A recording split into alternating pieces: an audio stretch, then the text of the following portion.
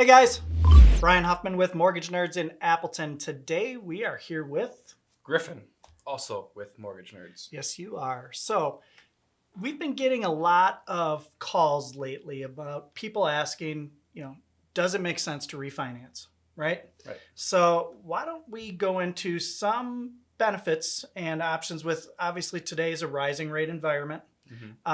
When it would actually make sense to look at a refinance and see if it's going to help somebody put them in a better situation.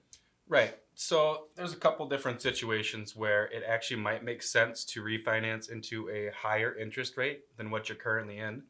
The biggest one we see today is paying off debt. If you take your monthly payments that you are required to pay each month to car loans, student loans, stuff like that, and you refinance that into equity into your house, at that point, maybe your monthly payment on just your house is lower than your total monthly payment for car loans, student loans, and all that stuff. Right. So what you're saying is you can take your monthly mortgage payment's going to go up. Correct. Right. But when you take your total debt for that monthly payment and add those all up, well, because your mortgage payment went up $200, but you save $700 in debt monthly, Correct. well, now it's $500 that you're saving per month. Yeah.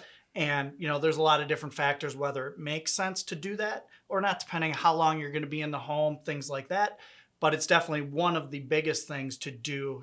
Even though you're taking a higher interest rate, you're saving money on a monthly basis. Correct. Yep. Yeah. What's another option that we have? Another thing we see is with home values higher than they've ever been, tapping into the equity of your home and either pulling money out to remodel, increase your value even more, or possibly if you're in an FHA loan where you have private mortgage insurance for the life of the loan, and possibly your home value is at a spot where you can refinance into a conventional loan program and drop your mortgage insurance and lower your monthly payment that way. Absolutely.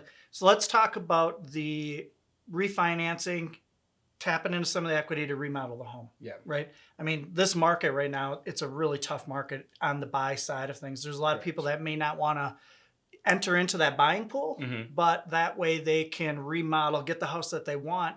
With how high home values are, I mean, there's so much equity in most homes right now that they can still stay under that 80% loan to value, get the house that they want, and not have to deal with the rat race of a buyer's market. Yeah, right? Basically. So, and then we had the private mortgage insurance. Yes. So FHA financing, you said life of the loan? Correct. Yep. So what does that mean? I mean, so I have 20% down payment, but I'm going to do FHA financing.